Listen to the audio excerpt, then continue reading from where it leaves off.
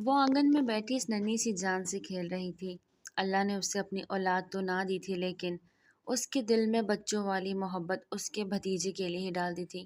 یہ بھتیجا اسے بہت عزیز تھا۔ وہ ہمیشہ اسے اپنے پاس رکھتی، یہاں تک کہ اس ننھے شہزادی کی ماں اس قدر لاپرواہ تھی کہ اسے پتہ ہی نہ تھا کہ اس کی ایک اور اولاد بھی ہے جس کا اس نے خیال رکھنا ہے۔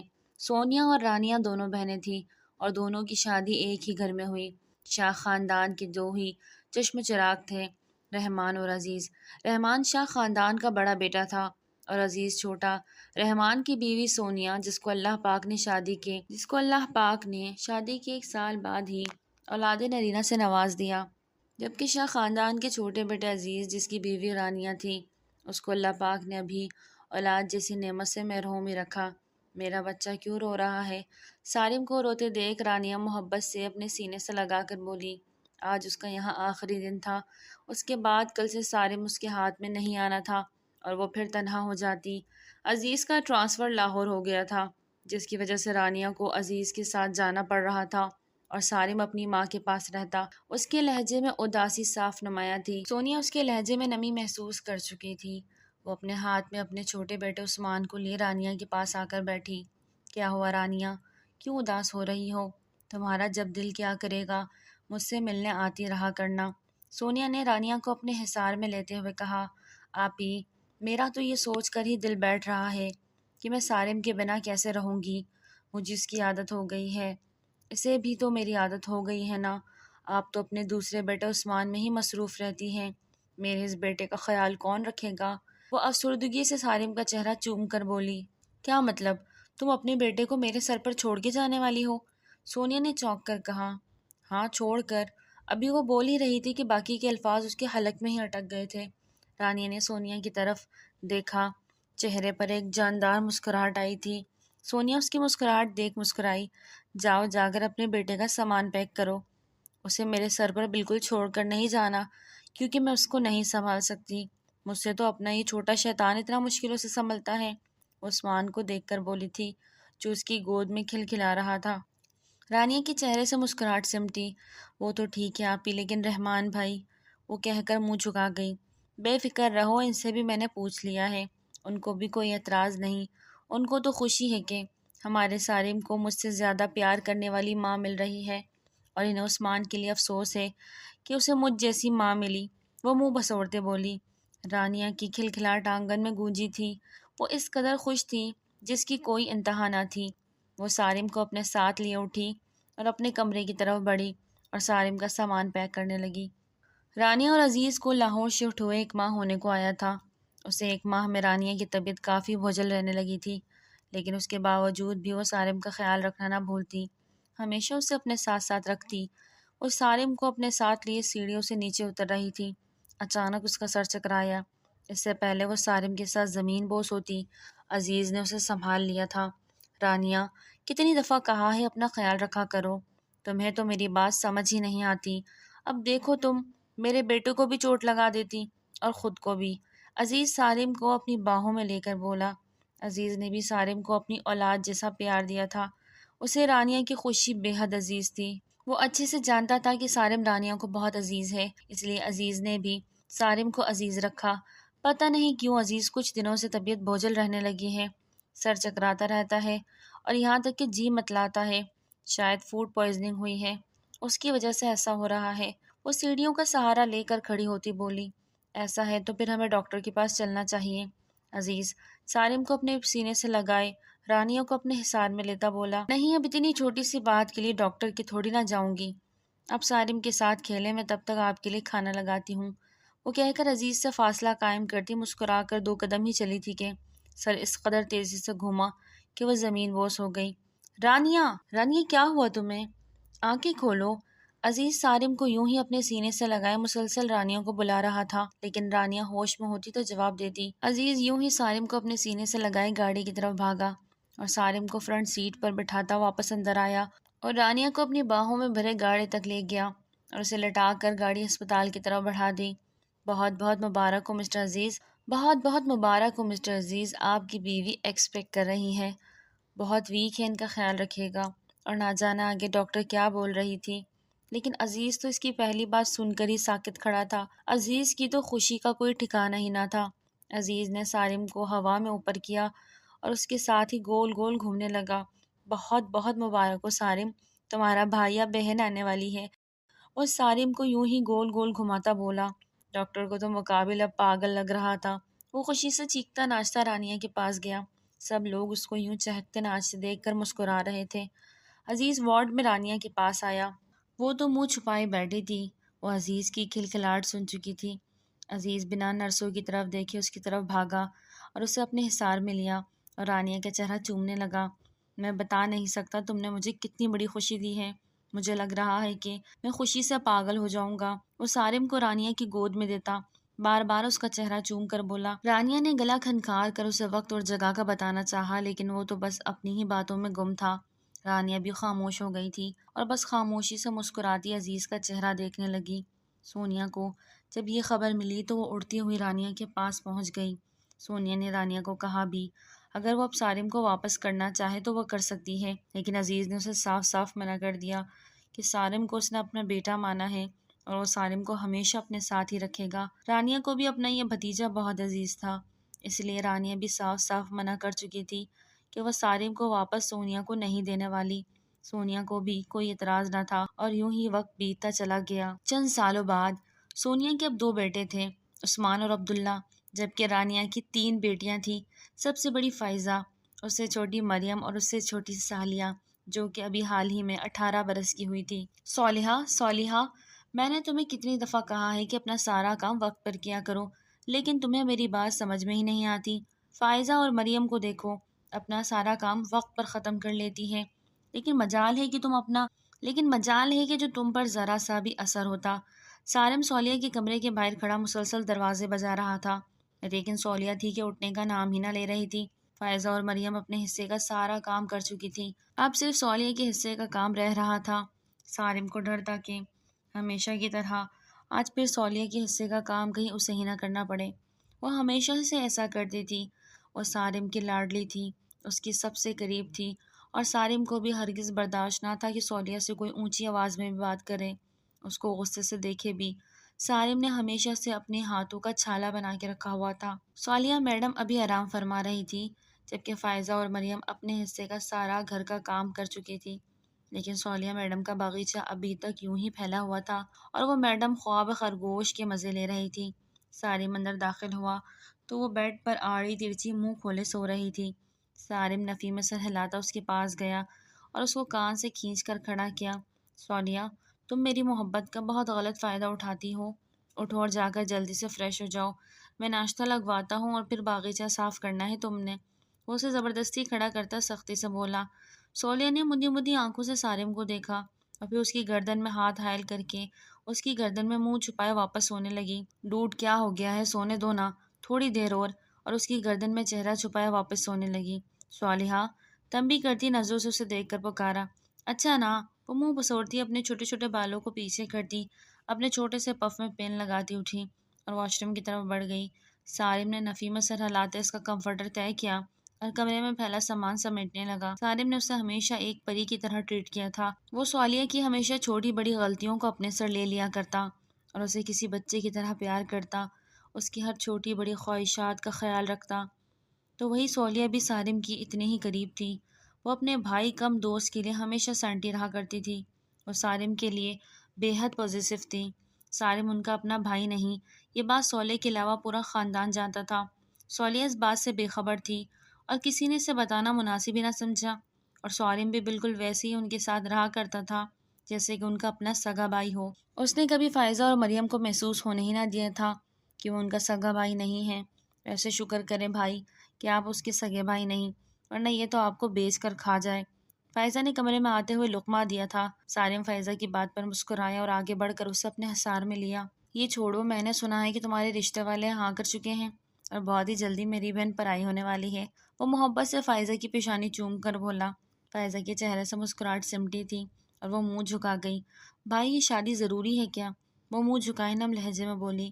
ایسے نہیں کہتے، ایک دن لڑکی کو اپنے گھر جانا ہی ہوتا ہے۔ آج تمہاری باری ہے تو کل مریم کی ہوگی۔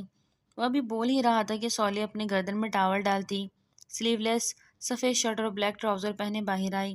اور پھر میری، وہ ایک ہاتھ ہوا میں کرتی بولی تھی اور بھاگتی ہوئی سارم کے گلے لگی۔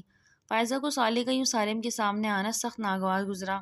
بے شک وہ اسے اپنی بہن مانتا تھا، بہنوں سا پیار کرتا، صالحہ بھی اسے اپنے بھائی سے زیادہ چاہتی، لیکن وہ تھا تو نامحرم، وہ اپنے کزن کے سامنے اس طرح کیسے آ سکتی تھی؟ فائزہ نے غصے سے اپنا چہرہ پھیرا، اپنا غصہ ضبط کیا اور پھر صالحہ کو دیکھا۔ صالحہ کیا کرتی ہو؟ شرم کرو، بڑی ہو گئی ہو اور اس طریقے سے بنا دوپٹے کے بھائی کے سامنے گھومتی رہتی ہو۔ فائزہ نے اسے ڈپٹا۔ وہ لڑکوں کی طرح ہمیشہ اپنے بال کٹوا کر رکھتی تھی، گردن سے تھوڑے اوپر بال سائڈ کے پف نکالے۔ وہ ہمیشہ بس ایک پن یا چھوٹی کلپ ہی لگایا کرتی تھی جس سے وہ بس اس کے چہرے پر بال نہ آتے تھے، اور دوپٹہ تو کبھی اس کے پاس ہوتا ہی نہ تھا۔ اور اب تو وہ یوں سلیو لیس شرٹ پہنے اس کے سامنے کھڑی تھی۔ کیا ہو گیا ہے فائزہ؟ چھوٹی بچی ہے۔ سالم نے یوں سخت لہجے میں فائزہ کو بات کرتے ٹوک کر کہا۔ تم چینج کر کے نیچے آ جاؤ۔ وہ صالح کی پیشانی چومتا کہہ کر فائزہ کو لے کمرے سے نکل گیا۔ میرا دوست ہے، اس کے سامنے جیسے مرضی جاؤں، آپ ہی کو کیا مسئلہ ہوتا ہے؟ وہ منہ بسور کر کہتی واپس بیڈ پر ڈھسی گئی۔ اس کے کمرے سے باہر جانے کا بالکل موڈ نہ تھا، کیونکہ وہ جانتی تھی اگر وہ کمرے سے باہر گئی تو اسے اپنے حصے کا کام کرنا پڑے گا، اور اگر وہ باہر نہ جاتی تو یقیناً سارے اس کے حصے کا کام کر دینا تھا۔ وہ سوچتی دانتوں کی نمائش کر کے اٹھی اور کپڑے بدلنے کی غرض سے ڈریسنگ روم میں بند ہوئی۔ وہ الماری کھولے پرسوچ نظروں سے ڈریسز کو ہی دیکھ رہی تھی۔ ایک شرٹ نکال کر پہنی، ساتھ ہی جینز پہنتی وہ کمرے سے نکل گئی۔ وہ ہمیشہ سارم کے ساتھ رہا کرتی تھی، اس لیے ہمیشہ سے صالح نے سارم ہی کی کاپی کی۔ بالوں کا ہیئر کٹ ہو یا اس کی ڈریسنگ، وہ سب کچھ سارم سے ہی کاپی کرتی تھی۔ سارم کے کہنے پر اس نے بال تھوڑے بڑے رکھے تھے، ورنہ وہ ہمیشہ ہیئر کٹ سارم کے ہیئر کٹ جیسا ہی کر لیا کرتی تھی۔ اسے نیچے آتا دیکھ وہ مسکرایا۔ صالحہ نے آج بھی سارم کے جیسے کپڑے پہنے تھے، یا یوں کہا جائے کہ صالحہ کے پاس وہی کپڑے تھے جو کہ سارم کے پاس، چاہے وہ جینس اور شرٹ ہو یا کوئی کرتا، وہ ہمیشہ سارم کے جیسے ہی کپڑے پہنا کرتی تھی۔ اب اگر میڈم آپ کا سجنا سورنا مکمل ہو گیا ہو تو جائیں جا کر باغیچے پر بھی نظر ثانی کر دیں۔ کچن سے نکلتی مریم نے صالحہ کو گھور کر کہا۔ صالحہ نے اوپر کا ہونٹ ایک سائڈ سے اوپر کیا اور مریم کو ایسے دیکھا جیسے اسے کھا جائے گی۔ سارم! وہ بچوں کی طرح روتی سارم کے سینے سے لگی۔ سارم مسکرایا، وہ جانتا تھا کہ اب آگے وہ کیا کہنے والی ہے۔ نہیں، بالکل نہیں، مجھے کچھ سامان لینے کے لیے بازار جانا ہے، کیونکہ کل فائزہ کے سسرال والے آ رہے ہیں، میں بہت مصروف ہوں۔ وہ سرنڈر کرنے والے انداز میں کہتا فوراً اپنے دامن جھاڑ گیا۔ صالحہ کا تو حیرت سے منہ ہی کھلا رہ گیا۔ یہاں فائزہ کے سسرال بھی بن گیا اور کسی نے اس سے بتانا بھی مناسب نہ سمجھا تھا۔ واہ آپی، آپ تو بڑی ہی چھپی رستم نکلی، آپ نے مجھے بتانا تک مناسب نہیں سمجھا۔ وہ مصنوعی خویت سے بولتی منہ بگاڑ گئی۔ یہ سب اتنا جلدی ہوا کہ مجھے خود بھی کچھ نہیں پتا چلا۔ اس دن جب تم گھومنے گئی تھی نا، ایک آنٹی آئی تھی، مجھے دیکھ کر چلی گئی۔ مجھے لگا کہ شاید وہ منع کر دیں گے، لیکن انہوں نے تو نہ جانے مجھ میں کیا ہی دیکھ لیا کہ وہ پاگل ہی ہوئی جا رہی ہیں مجھے اپنی بہو بنانے کے لیے۔ وہ بیزاریت سے کہتے لیپ ٹاپ میں ہاتھ چلانے لگی۔ واہ، اس کا مطلب ہمارے گھر میں بھی شادی ہوگی، اور وہ بھی میری بڑی آپی کی، بہت مزہ آئے گا۔ وہ چہک کر بولتی فائزہ کو دیکھنے لگی اور اچانک سے اس پر حملہ ہوا تھا اور اڑتی ہوئی چپل اس کے سر پر آ گر لگی۔ فائزہ اور مریم ہنسنے لگی۔ سارم نے انہیں گھورا تو وہ خاموش ہو گئی۔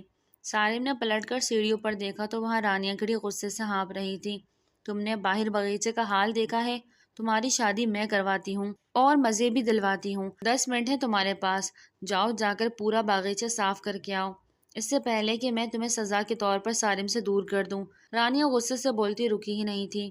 وہ پلٹ کر واپس اپنے کمرے میں چلی گئی۔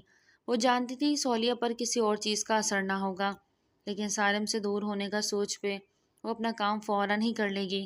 رانیہ کو تو عادت ہی ہو گئی تھی، اگر صالحہ سے کوئی کام کروانا ہوتا تو وہ یوں اسے سارم سے دور رہنے کی دھمکی دیا کرتی تھی، اور صالحہ اس دھمکی سے ڈر بھی جایا کرتی تھی۔ وہ اپنی ماں کے غصے سے اچھے سے واقف تھی۔ وہ جتنی ہی رحم دل محبت کرنے والی تھی، اتنی ہی وہ سخت تھی، اور صالحہ کے معاملے میں تو وہ زیادہ ہی جلاد تھی بقول صالحہ کے۔ دیکھا دیکھا تم نے، ایسا ہی کرتی ہیں، یقیناً انہوں نے مجھے کچرے کے ڈھیر سے اٹھایا ہوگا۔ جلاد ماں! وہ پہلے تو سارم سے آہستہ آواز میں بولی۔ جلاد ماں پر اچھا خاصا زور ڈال کر چیخی۔ تم نے کچھ کہا کیا؟ اور اب تک یہیں ہو؟ رانیہ واپس کمرے سے نکلی۔ رانیہ کو دیکھ صالحہ وہاں سے ایسے غائب ہوئی تھی جیسے الادین کا جن۔ ہا ہا ہا! سارم، فائزہ اور مریم کا کہکا ایک ساتھ لاؤنج میں گونجا۔ سارم، مجھے تم سے کچھ بات کرنی ہے، میرے کمرے میں آؤ۔ رانیہ کہتی اپنے کمرے میں واپس چلی گئی تھی، جبکہ پیچھے فائزہ اور مریم لیپ ٹاپ کی طرف متوجہ ہوئی تھی اور سارم رانیہ کے کمرے میں چلا گیا۔ سارم، کیوں تم نے اسے اتنے سر پہ چڑھایا رکھا ہے؟ بہت ہی لاپرواہ ہو گئی ہے وہ، رانیہ خفگی سے بولی۔ مما آپ کیوں فکر کرتی ہیں، میں ہوں نا، میں اسے خود ہی سنبھال لوں گا، آپ بس اسے یوں ڈانٹا نہ کریں، مجھے اچھا نہیں لگتا۔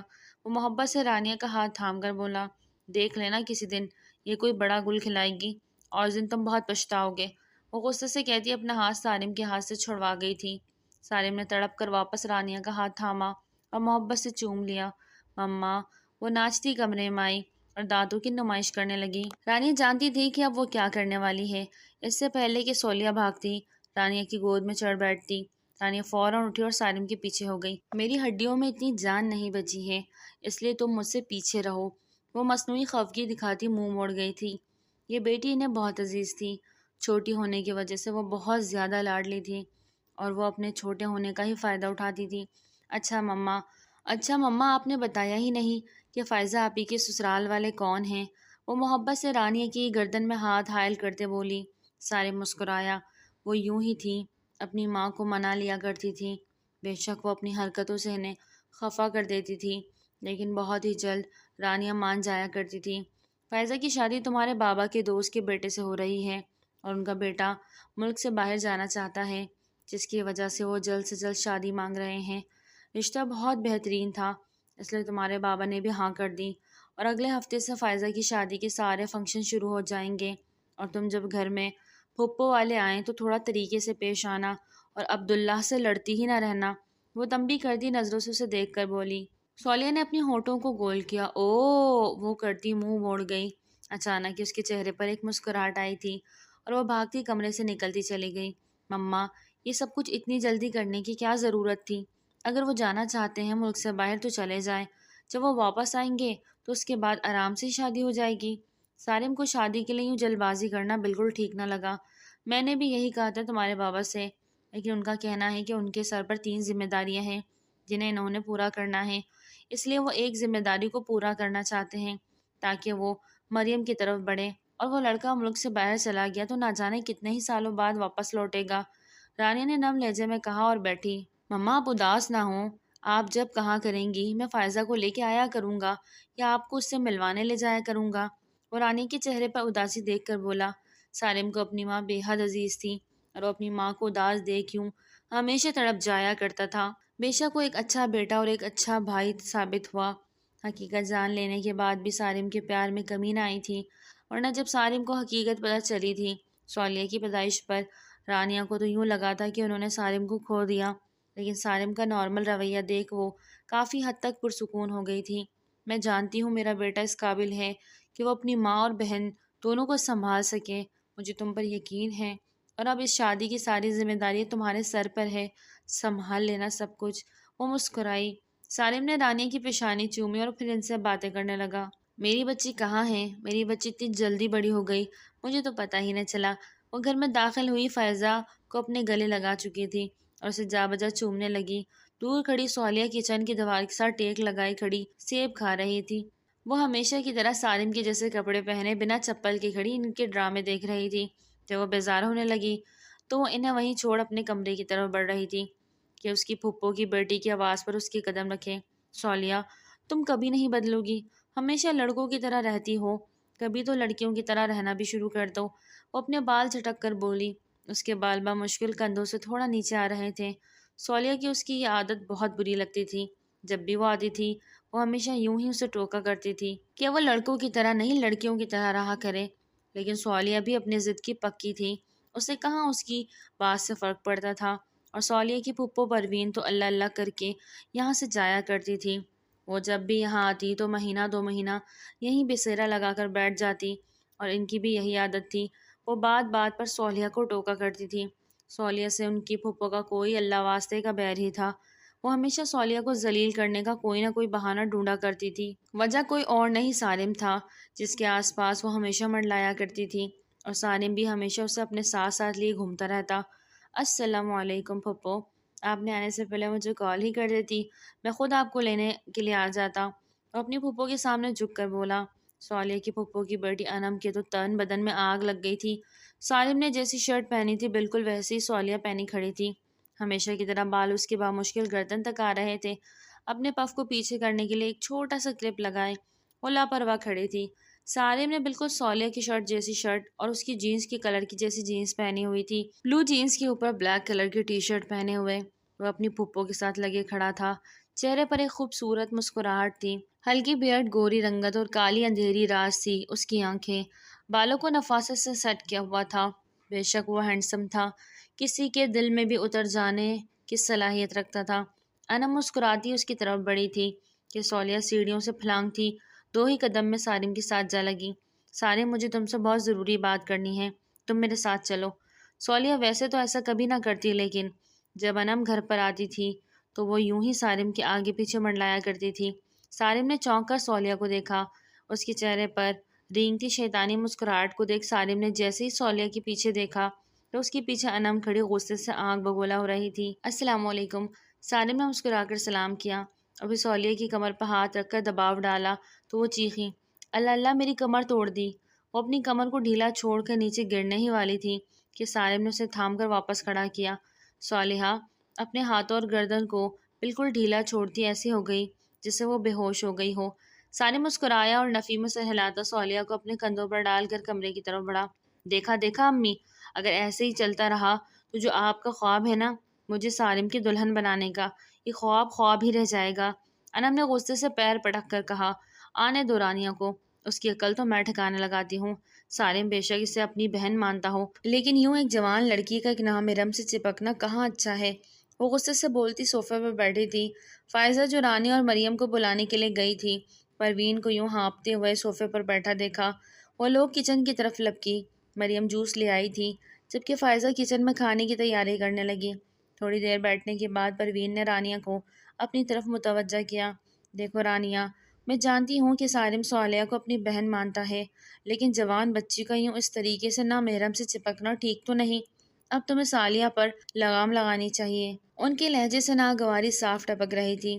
چہرے پر کیا نہیں تھا، حسد، جلن، غصہ جسے وہ دبائے بیٹھی تھی۔ ان کا بس نہیں چل رہا تھا کہ وہ اپنے دانتوں تلے صالحہ کو دبا لیتی۔ رانیہ نے شرمندگی سے اپنا سر جھکایا۔ وہ صحیح تو کہہ رہی تھی۔ صالحہ کے بڑے ہونے کے باوجود رانیہ نے کبھی صالحہ کو سالم کے ساتھ رہنے سے نہ ٹوکا تھا۔ ان کے لیے تو اپنے سارے بچے برابر تھے۔ ان کے دل میں کبھی غلط خیال آئے ہی نہیں تھے اور نہ ہی کبھی انہوں نے بچوں کے دماغ میں ایسے خیال آنے دیے تھے۔ رانیہ کو پروین کی بات کافی حد تک تو ٹھیک لگ رہی تھی۔ میں سمجھاؤں گی اسے، وہ سر جھکا کر بولی۔ میں صالحہ سے مل کر آتی ہوں۔ انم چہرے پر ایک مصنوعی مسکراہٹ سے جاتی اٹھی اور صالحہ کے کمرے کی طرف بڑھ گئی۔ مریم اور رانیہ ان سے باتیں کرنے لگی۔ عزیز کام کے سلسلے میں گھر سے باہر تھا، جبکہ پھپھو کا بیٹا شام میں آنے والا تھا۔ سونی اور رحمان کو بھی رانیہ خبر کر چکی تھی اور شام تک انہوں نے بھی پہنچ جانا تھا۔ کل سے فائزہ کی شادی کے فنکشن شروع ہونے والے تھے۔ کل مایوں تھی، سب لوگ اپنے کاموں میں مصروف تھے۔ تم ایسا کیوں کرتی ہو صالحہ؟ اگر مما نے دیکھ لیا تو تم جانتی ہو اچھے سے کہ تمہاری اچھے سے خبر لگ جائے گی، اور کیوں تم پھپھو کو غصہ دلاتی ہو؟ سالم صالحہ کو بیڈ پر گراتا بولا۔ صالحہ نے ایک آنکھ کھول کر دیکھا تو وہ اپنے کمرے میں تھی، اٹھ بیٹھی اور بسوڑنے لگی۔ میں نے منہ بسوڑنے کے لیے نہیں کہا، مجھے بتاؤ گی کیوں کرتی ہو ایسا؟ سالم اس کے پاس بیٹھتا بولا۔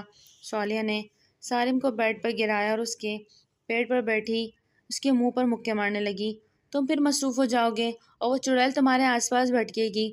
اب اگر تم مجھے اپنے ساتھ لے کر نہیں گھومے تو مجھ سے برا کوئی نہیں ہوگا۔ وہ مسلسل اسے مکے مار رہی تھی۔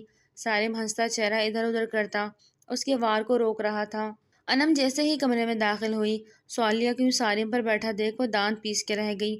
ارے انم، تم وہاں کیوں کھڑی ہو، آؤ۔ سالم نے صالحہ کا دھیان انم کی طرف کیا۔ جیسے ہی صالحہ نے انم کی طرف دیکھا ویسے ہی سالم اس کے ہاتھوں کو اپنے ہاتھوں کی گرفت میں لیتا اسے بیڈ پر دھکیل کر اس کے اوپر آیا تھا۔ ان دونوں کے بیچ اتنا فاصلہ تو قائم تھا کہ وہ ایک دوسرے سے نہ ٹکراتے، لیکن پھر بھی انم کی آنکھوں میں تو جیسے آنکھ سی لگ گئی تھی۔ مجھے لگتا ہے تم لوگ مصروف ہو، میں بعد میں آتی ہوں۔ وہ کہتی پلٹی ہی تھی کہ سالم صالحہ کی گدگدی کرتا اس کی طرف متوجہ ہوا۔ نہیں نہیں، آ جاؤ، بس اس کی عقل ٹھکانے لگا رہا تھا۔ تمہیں تو پتہ ہے نا، میری چھوٹی سی شرارتی سی پرنسس کچھ زیادہ ہی میرے لیے پوزیسو ہے۔ سالم کے اس قدر پیار سے بولنے پر انم کو بے حد غصہ آیا تھا، لیکن وہ اس وقت کچھ کر نہ سکتی تھی۔ اس لیے خاموشی سے کھڑی ان کو دیکھنے لگی۔ صالحہ کا ہنس ہنس کر برا حال تھا، جبکہ سالم رکنے کا نام ہی نہیں لے رہا تھا۔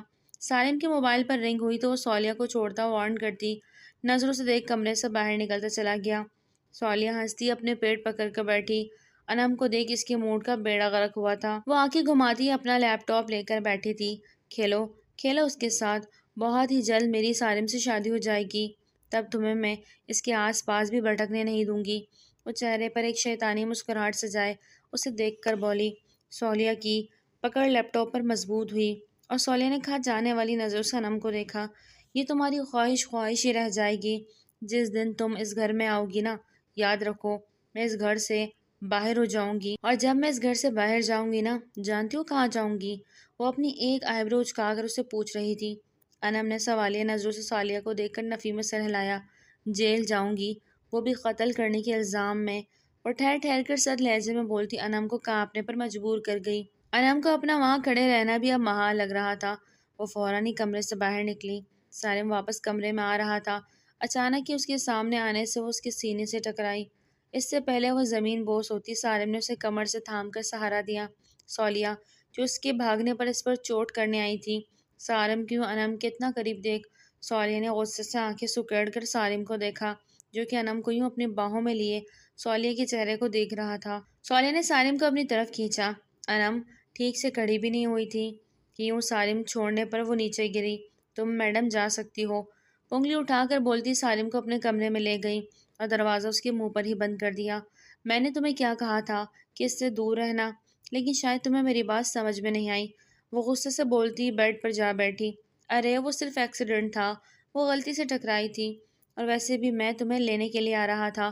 مجھے بازار جانا ہے اور اب میڈم کا حکم ہے کہ میں آپ کے بنا کہیں نہیں جاؤں، اس لیے میں تمہیں لینے کے لیے آیا تھا، لیکن شاید تمہارا موڈ ہی نہیں ہے میرے ساتھ جانے کا۔ وہ اپنا موبائل جیب میں ڈالتا بولا۔ صالحہ کے تو یوں تیور فوراً بدلے اور وہ اٹھتی ڈریسنگ ٹیبل کے پاس بھاگی اور اپنے پف میں لگا کلپ بدلتی اس کے ساتھ آ کھڑی ہو گئی۔ میں تیار ہوں، چلو، وہ فوراً بولی۔ اس کی ایسی جلد بازی پر سالم مسکرایا اور اپنا ہاتھ آگے کیا، جسے پکڑ کر وہ اس کے ساتھ چلنے لگی۔ سالم اور صالحہ کو ایک ساتھ نیچے آتا دیکھ پروین نے غصے سے رانیہ کو دیکھا جو مسکرا رہی تھی۔ وہ تھوڑی دیر پہلے پروین کی کہی جانے والی بات کو تو بھول ہی چکی تھی۔ مما ہم کسی کام سے باہر جا رہے ہیں، جلدی واپس آئیں گے۔ سالم رانیہ کی پیشانی چومتا بول کر سب کو اللہ حافظ کہہ کر صالحہ کو یوں ہاتھ پکڑے نکل گیا تھا۔ مجھے ہی کچھ کرنا پڑے گا، رانیہ تو نہیں روکے گی اسے، پروین نے سالم اور صالحہ کو باہر جاتے دیکھ کر سوچا۔ گھر میں تمام مہمان جمع تھے۔ انم اور صالحہ کی نوک جھونک بھی جاری تھی۔ جہاں انم اور سالم کے قریب آنے کی کوشش کرتی، اسے صالحہ ملتی تھی۔ مایوں میں سوائے مرد حضرات کے سب خواتین تھے۔ صالحہ کی نظر انم پر ہی تھی، جو کہ خوب سج دھج کر وہیں گھوم رہی تھی، اور اس کی نظر بس سالم کو ہی ڈھونڈ رہی تھی۔ لیکن صالحہ سالم کا پکا علاج کر کے آئی تھی، اسے کمرے میں بند کرائی تھی اور اسے تنبیہ کر کے آئی تھی کہ وہ کمرے سے باہر نہ نکلے۔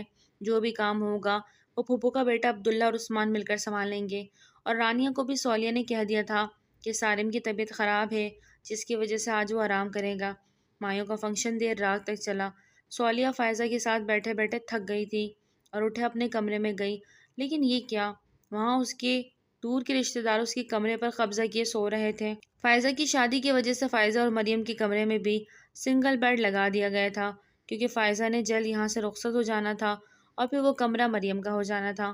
مریم اور فائزہ ہمیشہ ایک ساتھ ہی رہا کرتی تھی، لیکن صالحہ کو الگ رہنے کی عادت تھی، اس کی وجہ سے اسے الگ کمرہ دیا گیا تھا۔ باقی کمروں میں دوسرے مہمان تھے۔ وہ کچھ سوچتی کمرے سے نکلی اور اپنا بھاری شرارہ بمشکل سنبھالتی سالم کے کمرے میں گئی، لیکن یہ کیا، سالم تو وہاں تھا ہی نہیں۔ صالحہ نے سالم کے نمبر پر کال کی۔ کہاں ہو تم؟ میں نے منع کیا تھا نا کمرے سے باہر نکلنا، وہ غصے سے بولی۔ ارے غصہ نہیں کرو، بابا نے بلایا تھا، اس وجہ سے مجھے باہر آنا پڑا، اور تم آرام کرو، تھک گئی ہوگی، میں بابا کے ساتھ ہوں، میں بھی تھوڑی دیر میں جا کر سو جاؤں گا، وہ نرمی سے سمجھاتا بات کو سنبھال گیا۔ صالحہ اس وقت بہت تھک چکی تھی اور نیند اس کے سر پر سوار تھی، ورنہ وہ سالم کے پاس ضرور جاتی۔ صالحہ نے سالم کی ایک شرٹ اور ٹراؤزر نکالا اور فریش ہوتی اس کے بیڈ پر سو گئی۔ تھوڑی دیر بعد سالم کمرے میں آیا تو صالحہ کو وہاں سوتے دیکھ مسکرایا اور اس کے پاس گیا، اس کے چہرے پر آئے چھوٹے چھوٹے بال پیچھے کیے اور محبت سے اس کی پیشانی کو چوم لیا۔ میری ننھی شہزادی، میری گڑیا، وہ محبت سے کہتا اٹھا اور صالحہ پر کمبل سیٹ کرتا خود کاؤچ پر لیٹ گیا۔ اس کے دل میں کبھی کسی بھی قسم کے جذبات ہی نہ تھے۔ اس نے صالحہ کو ہمیشہ اپنی بہن مانا تھا۔ اس نے کبھی یہ محسوس ہی نہیں کیا تھا کہ اس کی کزن ہے یا ان کے بیچ میں محرم نامحرم جیسا کوئی رشتہ بھی ہے۔ وہ ہمیشہ اسے اپنی چھوٹی بہنوں جیسا ٹریٹ کرتا۔ وہ دوسروں کے ذہن کو نہیں جانتا تھا، لیکن اسے اپنی نظروں پر پورا بھروسہ تھا۔ وہ کبھی صالحہ کو کسی اور نظر سے دیکھ ہی نہیں سکتا تھا، اس لیے وہ ہمیشہ صالحہ کو اپنے پاس رکھتا تھا۔ صبح انم تو سارم کو اٹھانے کے لیے آئی تھی، لیکن وہاں کا منظر دیکھ اس کے تن بدن میں آگ لگ گئی تھی۔ صالحہ سارم کے بیڈ پر سو رہی تھی اور سارم بھی دنیا جہاں کی معصومیت چہرے پر سجائے کاؤچ پر سو رہا تھا۔ انم فوراً کمرے سے نکلی اور اپنی ماں کو کھینچتی ساتھ لائی اور وہاں کا منظر دکھایا۔ اس لڑکی کا کچھ زیادہ ہی دماغ خراب ہے، اس کا دماغ آج میں درست کروں گی۔ وہ انم کے کان میں سرگوشی کرتی اسے کھینچ کر اپنے ساتھ واپس باہر لے گئی تھی۔ دروازہ بند ہونے کی آواز پر سارم اٹھا۔ سارم نے پہلے دروازے کی طرف دیکھا اور پھر نظریں بیڈ پر سوتی صالحہ پر پڑی۔ وہ جانتا تھا صالحہ اتنی جلدی اٹھنے والی نہیں، لیکن آج مہندی تھی، پہلے ہی وہ بہت دیر کر چکے تھے۔ گھڑی دوپہر کی 2 بجا رہی تھی۔ سارم کبھی اتنی دیر تک نہ سویا تھا، لیکن رات دیر تک جاگنے کی وجہ سے آج یوں پرسکون نیند سو رہا تھا۔ عبداللہ، فہد، عثمان، ادھر آؤ میرے پاس۔ سارم تیار ہوئے کمرے سے نکلا کہ ان تینوں کو ایک ساتھ سر جوڑے دیکھ انہیں اپنی طرف بلایا۔ جی بھائی۔ عثمان اس کی طرف آتا مسکرا کر بولا۔ مہندی کی ڈیکوریشن کیسی ہوئی؟ سارم نے سوال کیا۔ جی بھائی، مہندی کی ساری ڈیکوریشن میں نے سنبھال لی تھی، عثمان دانتوں کی نمائش کرتا بولا، اور مہندی کے کھانے کا جو بھی کام تھا وہ میں پورا کروا چکا ہوں۔ عبداللہ نے بھی بات میں حصہ ڈالا، اور ایکو ساؤنڈ گانے بجانے کی ساری ذمہ داری میں نے سنبھال لی۔ فہد مسکرا کر بولا۔ فہد کی نیچر پروین اور انم سے بالکل برعکس تھی۔ جہاں وہ دونوں منفی سوچ رکھنے والی تھی، فہد کافی مثبت سوچ رکھتا تھا۔ اپنے باپ کے انتقال کے بعد فہد نے ہی ان دونوں کو سنبھالا تھا اور اپنی عمر سے کہیں زیادہ بڑا نظر آتا تھا۔ شاباش۔ اور تم دونوں؟ میں نے دیکھا کل تم دونوں کیا کر رہے تھے، چھپ چھپ کر دیکھ رہے تھے مائیوں کا فنکشن۔ اگر اب میں نے تم لوگوں کو لڑکیوں کے فنکشن کے آس پاس بھی دیکھ لیا تو مجھ سے برا کوئی نہیں ہوگا۔ ساری انگلی اٹھا کر وارن کرتا وہاں سے چلا گیا۔ تو نے بتایا نا انہیں؟ عبداللہ نے غصے سے آنکھیں سکیڑ کر فہد کو دیکھا۔ فہد نے فوراً نفی میں سر ہلایا۔ نہیں نہیں، قسم لے لو میں نے نہیں بتایا، میں تو انہیں یہ بولنے گیا تھا کہ انہیں انکل بلا رہے ہیں۔ انہوں نے مجھ سے تم دونوں کا پوچھا تو میں نے بتا دیا۔ وہ کندھے اچکا کر گیا تھا بھاگا تھا، جبکہ پیچھے ہی وہ بھی بھاگے تھے۔ تو ہاتھ لگ جا فہد بیٹا، تجھے چھوڑوں گا نہیں، عثمان چیخا تھا، اور یوں ہی ان کا ایک نہ ختم ہونے والا سلسلہ شروع ہوا۔ کبھی فہد آگے تو کبھی عبداللہ اور عثمان، وہ یوں ہی گھر میں کھیلتے ہنستے ادھر ادھر بھاگ رہے تھے۔ صالحہ اپنے کمرے میں تھی کہ تن فن کرتی پروین کمرے میں داخل ہوئی۔ صالحہ نے حیرت سے انہیں دیکھا۔ ان کے تیور آج بدلے بدلے تھے۔ وہ پہلے تو اپنا غصہ دبایا جایا کرتی تھی، لیکن آج تو مانو وہ اپنا غصہ نکالنے کے لیے ہی اس کمرے میں آئی تھی۔ تم لڑکی، تمہیں شرم نہیں آتی؟ ایک نامحرم سے اتنا چپکتی رہتی ہو، تمہیں شرم آنی چاہیے۔ مجھے تو لگا تھا کہ تم میں لحاظ ہے، تمیز ہے، احترام ہے، تم رشتوں کو جاننا چاہتی ہو، لیکن مجھے کیا پتا تھا کہ رانیہ نے تمہیں وہ تمیز اور احترام والی تربیت دی ہی نہیں۔ وہ زہر اگلتی صالحہ کے سامنے کھڑی تھی۔ کیا باتیں کر رہی ہیں؟ کس کے بارے میں بات کرنا چاہ رہی ہیں آپ؟ صحیح طریقے سے بتا دیں تاکہ مجھے سمجھنے میں آسانی ہو۔ ایک تو پہلے ہی اس کا سر درد سے پھٹ رہا تھا، اور دوسرا بن وقت بن موسم کے بارش کی طرح پھپھو وہاں آ کر برسنے لگی۔ صالحہ غصے سے بولی۔ توبہ توبہ، زبان تو دیکھو تمہاری کتنی چلتی ہے، لیکن عقل نام کی کوئی چیز ہی نہیں۔ ایک تو لڑکوں کی طرح بے شرم بنی گھومتی رہتی ہو، دوسرا محرم اور نامحرم جیسے رشتوں کے بارے میں تمہیں پتہ ہی نہیں۔ جس کے ساتھ تم چپکتی پھرتی ہو، رات کو اس کے کمرے میں سوتی ہو، جانتی بھی ہو وہ کون ہے۔ اس بار پروین نے اپنی آواز تو کم رکھی تھی، لیکن لہجے کی سختی ویسے ہی برقرار تھی۔ آپ کس کی بات کر رہی ہیں؟ کس کے کمرے میں جا کر سو گئی؟ صالحہ کو اب بھی ان کی بات سمجھ میں نہ آئی۔ وہ ناسمجھی سے بولی۔ سارم کی بات کر رہی ہوں میں، اس کی باہوں میں جا جا کر سوتی ہو۔ وہ محرم نہیں، نامحرم ہے، تمہارے تائی کا بیٹا ہے، تمہارا سگا بھائی نہیں۔ وہ بات تھی یا پگھلا ہوا سیسا جو صالحہ کے اپنے کانوں میں ڈلتا محسوس ہوا؟ کیا وہ سچ کہہ رہی تھی؟ وہ اس کا اپنا سگا بھائی نہیں تھا، لیکن سارم نے تو کبھی ایسا محسوس کروا ہی نہیں تھا کہ وہ اس کا سگا بھائی نہیں۔ وہ تو ہمیشہ اسے گڑیا کہہ کر پکارتا تھا، اسے اپنا کہتا تھا، اس کے لاڈ اٹھاتا تھا۔ وہ تو اس کی پرنسس تھی، تو آخر ایسا کیسے ہو سکتا ہے کہ وہ اس کا بھائی نہ ہو؟ پروین کہہ کر وہاں سے جا چکی تھی، لیکن صالحہ وہیں کھڑی پروین کی باتوں کو سوچ رہی تھی۔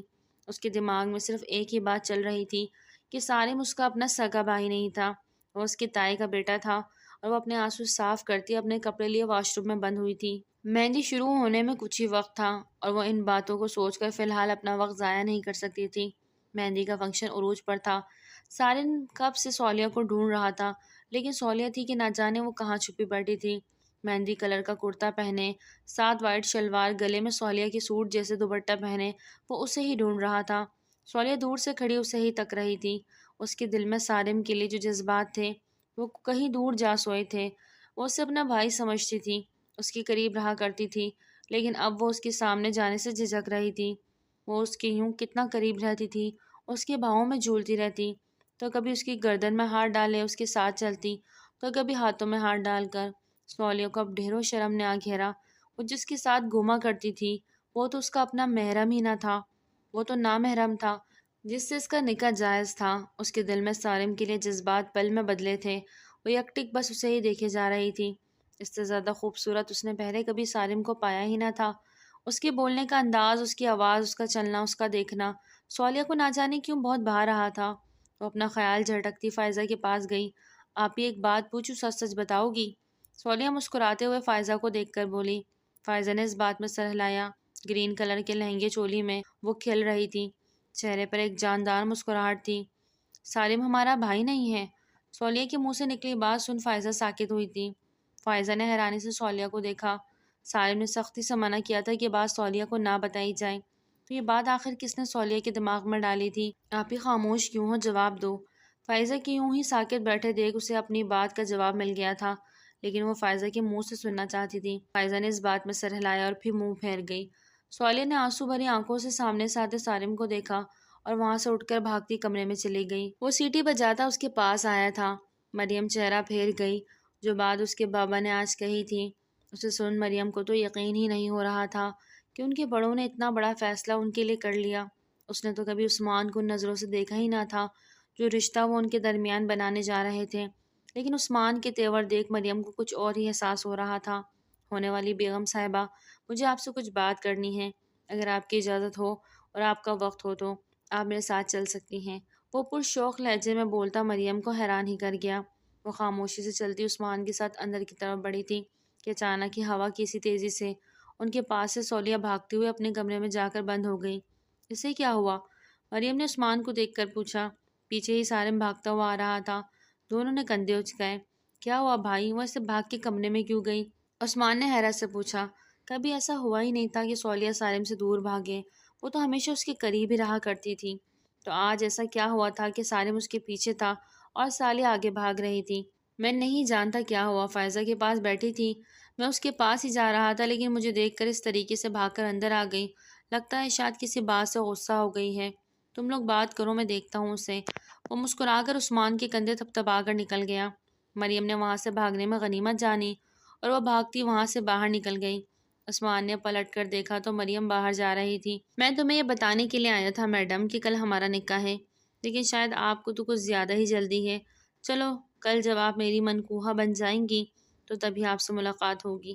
وہ ایک شریر مسکراہٹ چہرے پر سجا کر بولتا باہر نکل گیا تھا۔ مہمان رخصت ہونے لگے تھے۔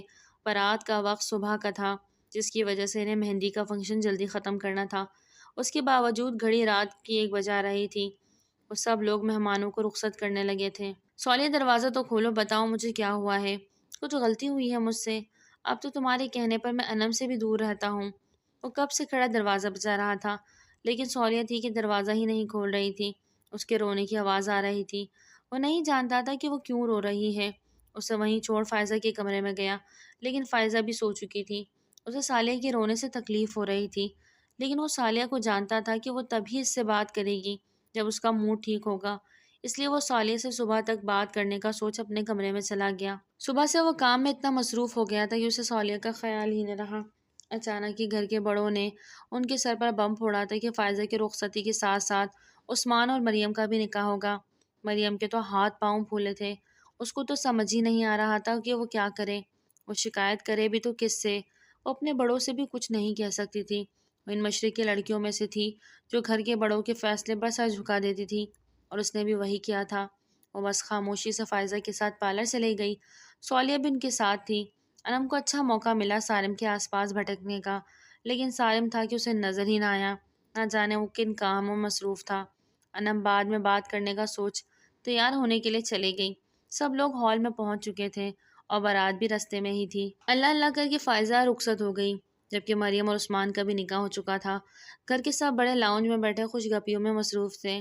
عثمان تو بس مریم سے بات کرنے کا موقع تلاش کر رہا تھا۔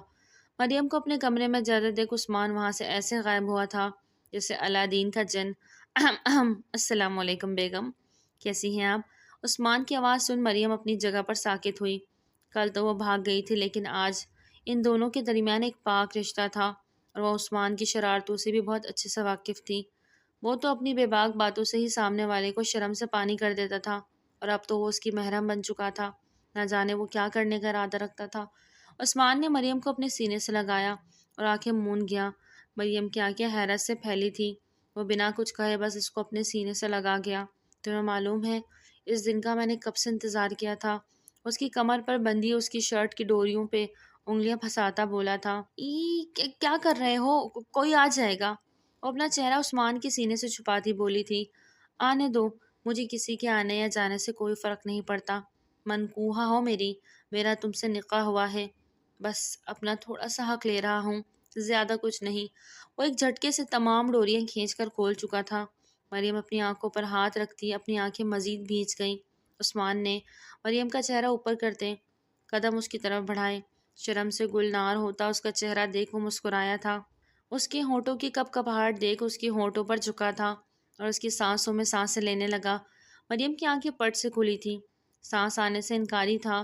وہ اس میں کھویا آنکھیں بند کیے اس کی سانسوں سے سانسیں مزید الجھانے لگا تھا۔ وہ اس کے سینے پر زور دیتی اسے خود سے پیچھے کرنے لگی، لیکن وہ تو بس اس کی خوشبو میں کھویا تھا۔ وہ قدم اٹھاتا اسے قدم پیچھے لینے پر مجبور کر رہا تھا۔ وہ قدم اٹھاتی مزید پیچھے ہوئی تو دونوں بیڈ پر گرے تھے۔ مریم کی جان تو اس وقت فنا ہوئی تھی جب عثمان کے ہاتھوں کی حرکت اپنے کندھے پر محسوس کی۔ وہ اس کی شرٹ کندھے سے سرکا کر وہاں اپنے لب رکھ چکا تھا۔ مریم کی آنکھیں بند کی اپنی سانس بحال کرنے لگی۔ عثمان کی دل کی دھڑکن اور مریم کی دل کی دھڑکنوں کی آواز کمرے میں گونج رہی تھی۔ مریم کی سانسوں کی آواز اسے مزید بہکا رہی تھی۔ شرٹ مزید سرکائی ہی تھی کہ باہر سے آتے شور نے دونوں کا دھیان اپنی طرف کھینچا۔ عثمان دل بھر کر بیزار ہوا تھا۔ عثمان نے غصے سے دروازے کو ایسے گھورا تھا کہ وہ دروازہ نہیں، شور کرنے والا انسان ہی ہو۔ وہ واپس مریم کے کندھے پر جھکا ہی تھا کہ سالم کی چیخ صولیہ کو پکارنے پر وہ اٹھ بیٹھا۔ سالم کی آواز کے ساتھ صولیہ کی آواز بھی آئی تھی۔ مریم تو یوں ہی اٹھ کر باہر بھاگنے والی تھی کہ عثمان نے اسے روکا۔ پاگل لڑکی، حالت دیکھو اپنی، ایسے جاؤ گی؟ وہ مانی خیزی سے بولتا اسے شرمانے پر مجبور کر گیا تھا۔ میں پھر آؤں گا، ابھی کے لیے اتنا ہی۔ وہ مریم کے کندھے سے شرٹ صحیح کرتا آنکھ دبا کر باہر نکل گیا۔ میں کہہ رہی ہوں رحمان، اب تم بھی سالم کے بارے میں سوچو۔ صولیہ کچن سے باہر نکلتی اپنے کمرے کی طرف جا رہی تھی کہ پروین کی آواز پر رکی اور ان کی بات سننے لگی۔ آپ مجھ سے کیوں کہہ رہی ہیں سالم کے بارے میں سوچوں؟ جس کا بیٹا ہے ان سے کہیں۔ رحمان تو اپنا دامن جھاڑ لیا۔ وہ سارا ملبہ عزیز پر ڈال کر خود اپنے ہاتھ جھاڑ کر بیٹھ گیا۔ کیا مطلب؟ وہ تمہارا بیٹا ہے، تمہارا خون ہے، نہ کہ عزیز کا۔ وہ غصے سے بولی تھی۔ وہ غصے میں کون سے الفاظ استعمال کر گئی انہیں بھی اس کا اندازہ نہ ہوا۔ غلط کہہ رہی ہیں آپ، وہ ہمارا نہیں رانیہ کا بیٹا ہے۔ سونیا کو پروین کا یوں بولنا سخت ناگوار گزرا۔ بچپن سے لے کر آج تک سب نے سالم کو رانیہ ہی کا بیٹا مانا ہے، لیکن پروین کا یوں جتانا کہ وہ رانیہ کا نہیں رحمان کا بیٹا ہے، سونیا کو سخت ناگوار گزرا۔ کہنے سے خون اور رشتے بدل نہیں جاتے، اور پھر بھی باز نہ آئی تھی۔ کیسی باتیں کرتی ہیں باجی؟ جو خون میری رگوں میں ہے وہی سالم کے رگوں میں ہے، اور جو سالم کے رگوں میں ہے وہی خون عزیز کے رگوں میں بھی ہے۔ آپ ایسے کیسے کہہ سکتی ہیں کہ ہم لوگوں کا خون الگ ہے؟ اب کی بار رحمان غصے سے بولا تھا۔ پروین منہ جھکا گئی، چہرے پر مسکراہٹ سے جاتی وہ رانیہ کی طرف متوجہ ہوئی۔ دیکھو رانیہ، سالم بڑا ہو گیا ہے، سالم فائزہ سے بڑا ہے۔ اب جب کہ فائزہ کا تم فرض ادا کر چکی ہو تو میں اپنی بیٹی کی شادی سالم سے کروانا چاہتی ہوں، اگر تمہیں کوئی اعتراض نہ ہو تو۔ وہ شیریں لہجے میں رانیہ کو دیکھ کر مسکراتی بولی، مجھے اعتراض ہے۔ رانیہ کچھ بولتی اس سے پہلے صولیہ بولی تھی۔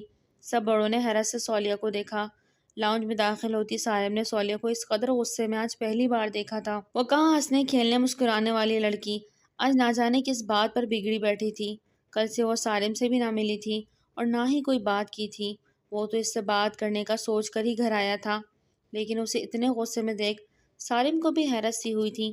سب کی نظریں صولیہ پر تھی۔ جبکہ انم کے ماتھے پر بل نمایاں تھے۔ میں سالم سے نکاح کرنا چاہتی ہوں۔ آواز تھی یا پگھلا ہوا سیسا۔ سالم کو اپنے کانوں پر یقین ہی نہ ہو رہا تھا کہ یہ بات صالحہ کر رہی ہے۔ سالم کو یوں محسوس ہوا تھا کہ اس پر اس کے گھر کی چھت آ پڑی۔ سالم کو اپنے پاؤں کے نیچے سے زمین کھسکتی محسوس ہوئی، مانو اس پر آسمان ٹوٹ پڑا ہو۔ وہ ساکت بے یقینی نظروں سے صالحہ کو دیکھ رہا تھا۔ کیا بول رہی ہو تم؟ ہوش میں تو ہو صالحہ؟ سالم کی خرد آواز پورے لاؤنج میں گونجی تھی۔ صالحہ نے چونک کر سالم کو دیکھا، جو آنکھوں میں قہر لیے اسے ہی دیکھ رہا تھا۔ ان نظروں سے سالم نے آج پہلی بار صالحہ کو دیکھا تھا۔ صالحہ کو اپنے اندر کچھ ٹوٹتا محسوس ہوا تھا، آنکھوں میں آنسو بھرے تھے۔ سچ کہہ رہی ہوں میں نکاح کرنا چاہتی ہوں آپ سے۔ آپ سگے بھائی نہیں ہیں میرے، کزن ہے، میں جانتی ہوں۔ اس کے منہ سے نکلے الفاظ سن سالم کو اپنے آس پاس سیٹیاں بجتی محسوس ہو رہی تھی۔ سالم کو اپنے پاؤں پر کھڑے رہنا محال لگ رہا تھا۔ دیکھا رانیہ، اسی لیے بولتی تھی کنٹرول رکھو اپنی بیٹی پر۔ کھلا دیا نا اس نے گل۔ پروین کی آواز نے خاموشی کو توڑا۔ آپ تو خاموش رہیں پھپھو، آپ تو خود اپنی بیٹی کو سالم کے گلے ڈالنے کے چکر میں گھوم رہی ہیں۔ آپ کو اپنی بیٹی سالم کے اس پاس منڈلاتی نہیں دکھتی؟ آپ تو بیچ میں نہ ہی بولے تو آپ کے لیے بہتر ہوگا۔ صالحہ بڑے اور چھوٹے کی تمیز بھلائے اب اپنی پھپھو کے سامنے کھڑی تھی۔ صالحہ! سالم اپنی پوری طاقت سے چیخا۔ کیا صالحہ؟ جتنی آواز سالم کی تھی اس سے کہیں گنا زیادہ تیز آواز صالحہ کی تھی۔ سب بے یقین نظروں سے صالحہ کو دیکھ ہی رہے تھے۔ وہ جو کبھی سالم کی آواز کے سامنے اپنی آواز نہ نکالتی تھی اور آج ساری حدیں پار کرتی احترام بھلائے سالم کے سامنے ہی کھڑی ہوئی تھی۔ عثمان کمرے سے باہر نکلا، سیڑھیوں سے نیچے اترتا صالحہ کے پاس آیا۔ کیا ہو رہا ہے یہاں؟ کیوں ایسی بات کر رہی ہو بھائی سے؟ وہ صالحہ کے کندھے سے تھام کر بولا۔ یہ تم اپنے بھائی سے پوچھو۔ جب آپ کا اور مریم کا نکاح ہو سکتا ہے تو میرا اور سالم کا کیوں نہیں؟ سالم بھی تو آپ کا بھائی ہے اور میں مریم کی بہن ہوں۔ صالحہ اسی لہجے میں عثمان کو دیکھ کر بولی۔ عثمان نے حیرت سے سالم کو دیکھا اور پیچھے کھڑے بڑوں کو، اور سر جھکاتا پیچھے ہو گیا۔ یہ معاملہ بڑوں کا تھا اور اس کا خاموش رہنا ہی بہتر تھا۔ 5 منٹ ہے آپ کے پاس، سوچ لیں، مجھ سے نکاح کرنا ہے یا میرے جنازے کو کندھا دینا ہے۔ وہ بولتی بنا رکے سیڑھیاں عبور کر گئی تھی۔ دروازہ اس قدر تیزی سے بند کیا تھا کہ سب نے اپنے آنکھیں بند کی۔ رحمان تو صوفے پر ڈھیر ہو گیا تھا۔ اس ہنستے کھیلتے گھر کو نہ جانے کس کی نظر لگ گئی تھی۔ وہ جو بہن بھائی ایک دوسرے پر جان دیتے تھے، ایک دوسرے کو بہن بھائی سمجھتے تھے، وہ آج ایسی خواہشات، ایسے جذبات اپنے دل میں لیے بیٹھے تھے۔ صالحہ کے کمرے سے چیزیں ٹوٹنے کی آوازیں آنے لگی۔ وہ جس حد تک ضدی اور پاگل تھی، کوئی غرض نہ تھا کہ وہ کچھ کر بیٹھتی۔ سالم تو اپنی جگہ پر ساکت کھڑا تھا، جسے وہ اپنی بہن سمجھتا آیا تھا، اپنی بہن جیسا پیار کرتا آیا تھا۔ آخر وہ ایسی خواہش کیسے کر سکتی ہے؟ اور اس کو حقیقت بتانے والا کون تھا؟ پروین نے تو اپنا منہ سل لیا۔ اگر اس وقت صالحہ بتا دیتی کہ اسے یہ حقیقت اس کی پھپھو نے بتائی ہے تو یقیناً رحمان اور عزیز اسے گھر سے چلتا کرنے میں وقت نہ لگاتے۔ انم تو خود منہ سیے بس اپنی ماں کے پلوں میں چھپ کر بیٹھ گئی۔ اب آنے والا وقت کیا کرنے والا تھا وہ کسی کو معلوم نہ تھا۔ انم اور پروین کو تو اب پچھتاوا ہو رہا تھا۔ کاش وہ صالحہ کے سامنے حقیقت نہ رکھتی تو آج انم کا رشتہ بھی خاموشی سے ہو جاتا۔ اگر صالحہ کو یہ حقیقت نہ پتہ چلتی تو اس کے دل میں کسی بھی قسم کے جذبات آتے ہی نہیں۔ وہ سالم کو اپنا بھائی مانتی تھی اور بھائی ہی مانتی رہتی اور انم کا رستہ صاف ہو جاتا۔ لیکن وہ اب غلطی کر چکی تھی، صالحہ کو ساری حقیقت بتا چکی تھی۔ نکاح خواہ کو بلواؤ۔ رحمان کی آواز نے اس خاموشی کو توڑا۔ انم اچھل کر اپنی جگہ پر کھڑی ہوئی تھی۔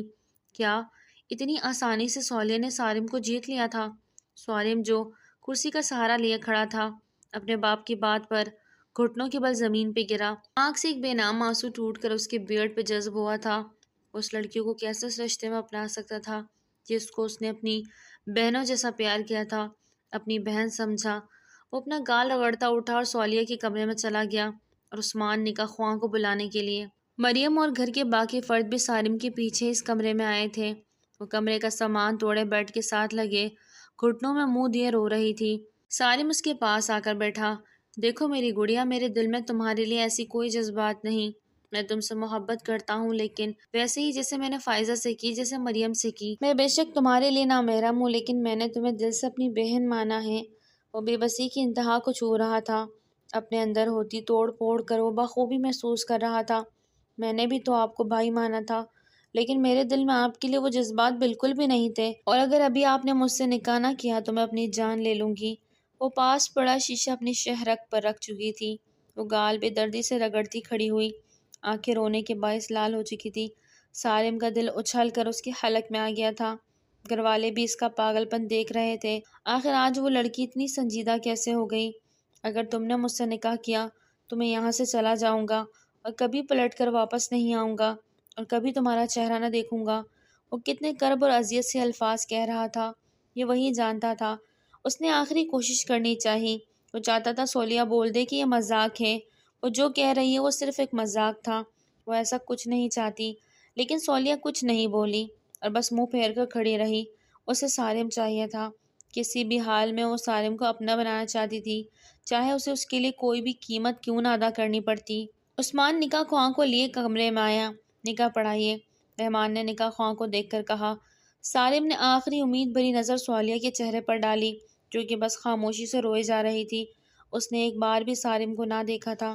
تھوڑی ہی دیر میں صولیہ سالم کے نام اور سالم صولیہ کے نام ہو چکا تھا، اور پھر وہی ہوا جو سالم نے کہا تھا۔ وہ نکاح کرنے کے بعد کسی سے کچھ بھی نہ بولا تھا، خاموشی کی چادر اوڑھے ان سب کو وہیں چھوڑ وہاں سے نکلا۔